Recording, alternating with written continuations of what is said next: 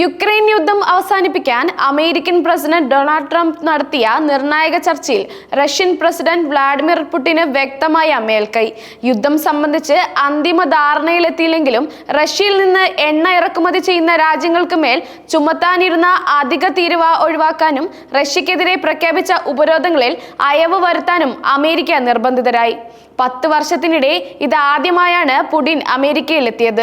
Ukraine വിഷയത്തിൽ ലോകരാഷ്ട്രങ്ങൾ ഒന്നടങ്കം റഷ്യയെ ഒറ്റപ്പെടുത്താൻ ശ്രമിക്കുമ്പോൾ ട്രംപ് പുടിനെ നേരിട്ട് ചർച്ചയ്ക്ക് ക്ഷണിച്ച നടപടി റഷ്യയ്ക്ക് ലഭിച്ച വലിയൊരു അംഗീകാരമായി കണക്കാക്കാം.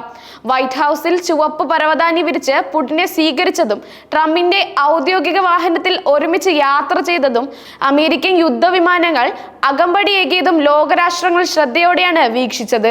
ഇത് റഷ്യയുടെ അന്താരാഷ്ട്ര പ്രതിച്ഛായ മെച്ചപ്പെടുത്താൻ സഹായിച്ചു. ചർച്ചയുടെ പ്രധാന വിഷയമായ യുക്രൈൻ യുദ്ധത്തിൽ അന്തിമ തീരുമാനം ഉണ്ടായില്ലെങ്കിലും ചർച്ചകൾ തുടരുമെന്ന് ഇരു നേതാക്കളും വ്യക്തമാക്കി. ഇത് യുക്രൈനിലെ സൈനിക നീക്കങ്ങൾ തുടരാൻ റഷ്യയ്ക്ക് കൂടുതൽ സമയം നൽകും. റഷ്യൻ സേന നിലവിൽ യുക്രൈനിന്റെ കിഴക്കൻ മേഖലകളിൽ ശക്തമായ മുന്നേറ്റം നടത്തുന്നുണ്ട്. കൂടുതൽ മുന്നേറ്റങ്ങൾ നടത്താൻ ഈ സമയം റഷ്യയ്ക്ക് ഉപയോഗിക്കാനാകും. റഷ്യയിൽ നിന്ന് അസംസ്കൃത എണ്ണ വാങ്ങുന്ന ഇന്ത്യയും ചൈനയും ഉൾപ്പെടെയുള്ള രാജ്യങ്ങൾക്കുമേൽ ചുമത്തുമെന്ന് പ്രഖ്യാപിച്ചിരിക്കുന്ന അധിക തീരുവ പ്രാബല്യത്തിലാക്കില്ലെന്ന ട്രംപിന്റെ സൂചന ശ്രദ്ധേയമാണ്. ചർച്ച ഫലപ്രദമായിരുന്നതിനാൽ ചൈനയ്ക്ക് അധിക തീരുവ ചുമത്തുന്നത് തൽക്കാലം പരിഗണിക്കുന്നില്ലെന്ന് ട്രംപ് ഫോക്സ് ന്യൂസിനോട് പറഞ്ഞു. ഇന്ത്യയെ സംബന്ധിച്ച് റഷ്യൻ എണ്ണ ഇറക്കുമതി നിർത്തിയതിനാൽ അധിക നികുതി നിലവിൽ പരിഗണിക്കേണ്ടതില്ലെന്നായിരുന്നു ട്രംപിന്റെ മറുപടി. ഈ മാസം 27 മുതൽ 25% അധിക തീരുവ ചുമത്തുമെന്നായിരുന്നു അമേരിക്കയുടെ മുൻ പ്രഖ്യാപനം. ഈ നീക്കം യുക്രൈൻ യുദ്ധത്തിൽ റഷ്യയെ പിന്തുണയ്ക്കുന്ന രാജ്യങ്ങളെ ലക്ഷ്യമിട്ടായിരുന്നു. എന്നാൽ ഈ നിലപാടിൽ നിന്ന് ട്രംപ് പിൻവാങ്ങിയത് റഷ്യൻ എണ്ണയെ ആശ്രയിക്കുന്ന രാജ്യങ്ങൾക്ക് വലിയ ആശ്വാസമാണ് നൽകിയത്. ചർച്ചയ്ക്ക് പുടിനുമായി 10ൽ 10 മാർക്ക് നൽകിയ ട്രംപ് യുക്രൈൻ സമാധാന കരാറിന് അടുത്തെത്തിയെന്നും അവകാശപ്പെട്ടു. യുക്രൈൻ പ്രസിഡന്റ് സെലൻസ്കിയുടെ ഉത്തരവാദിത്തമാണ് സമാധാന കരാർ ഉറപ്പാക്കുകയെന്നും അദ്ദേഹം പറഞ്ഞു. താൽക്കാലിക വെടിനിർത്തൽ എന്ന തന്റെ മുൻ നിലപാടിൽ നിന്ന് ട്രംപ് പൂർണ്ണമായും പിൻവാങ്ങി. സമാധാനം അകലെയല്ലാത്തതിനാൽ താൽക്കാലിക വെടിനിർത്തലിനെ കുറിച്ച് ചർച്ച ചെയ്യേണ്ട ആവശ്യമില്ലെന്നും ട്രംപ് പ്രതികരിച്ചു. ഇത് യുക്രൈൻ വിഷയത്തിൽ ട്രംപിന്റെ നിലപാടിലുണ്ടായ വലിയ മാറ്റത്തെയാണ് സൂചിപ്പിക്കുന്നത്. യുക്രൈൻ യുദ്ധം അവസാനിപ്പിക്കുക എന്നതായിരുന്നു ചർച്ചയുടെ പ്രധാന ലക്ഷ്യം. എന്നാൽ ഒരു വെടിനിർത്തൽ പ്രഖ്യാപനമോ അല്ലെങ്കിൽ യുദ്ധം അവസാനിപ്പിക്കുന്നതിനുള്ള ഒരു കരാറോ ഉച്ചകോടിയിൽ ഉണ്ടായില്ല. ട്രംപ് ചർച്ചയെ വളരെ ഫലപ്രദമെന്ന് വിശേഷിപ്പിച്ചപ്പോൾ ഒരു കരാർ ഉണ്ടാവുന്നത് വരെ കരാറില്ല എന്ന നിലപാട് അദ്ദേഹം ആവർത്തിച്ചു.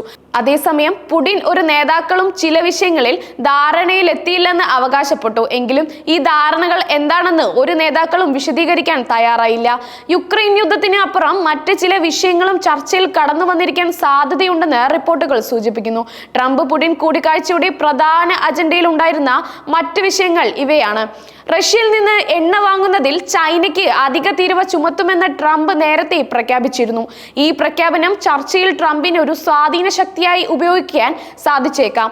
ചർച്ച ഫലപ്രദമായിരുന്നതിനാൽ ചൈനയ്ക്ക് തീരുവ ചുമത്തതിൽ നിന്ന് തൽക്കാലം പിന്തിരിയുകയാണെന്ന് ട്രംപ് പിന്നീട് അറിയിച്ചതിൽ നിന്ന് ഇത് വ്യക്തമാണ്. ഇരു രാജ്യങ്ങളും തമ്മിലുള്ള വ്യാപാര ബന്ധങ്ങളെക്കുറിച്ച് പുടിൻ സൂചിപ്പിച്ചു.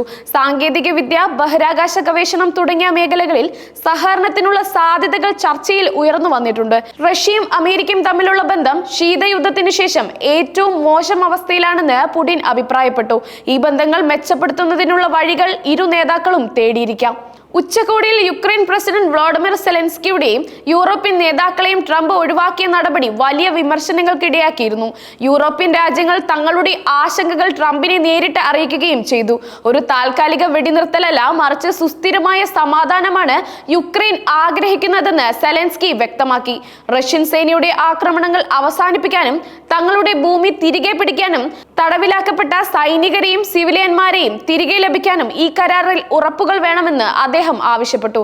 യുക്രൈനെ ചർച്ചകളിൽ നിന്ന് ഒഴിവാക്കുന്നതിൽ യൂറോപ്യൻ രാജ്യങ്ങൾ തങ്ങളുടെ അതൃപ്തി രേഖപ്പെടുത്തി. ഏതൊരു സമാധാന കരാറിലും യുക്രൈനിന്റെ പരമാധികാരവും അതിർത്തികളും ഉറപ്പുവരുത്തണമെന്ന് അവർ ആവശ്യപ്പെട്ടു. അമേരിക്കൻ മണ്ണിൽ വെച്ച് പുടിനെ സ്വീകരിച്ചത് റഷ്യയ്ക്ക് ലഭിച്ച വലിയ നയതന്ത്ര വിജയമായി പലരും കാണുന്നു. എന്നാൽ ചർച്ച നടന്ന സ്ഥലം വളരെ തന്ത്രപരമായ ഒന്നാണ്. അലസ്കയിലെ ജോയിന്റ് ബേസ് എൽമെൻഡോർഫ് റിച്ചാർഡ്സൺ എന്ന അമേരിക്കൻ സൈനിക താവളത്തിലാണ് കൂടിക്കാഴ്ച നടന്നത്.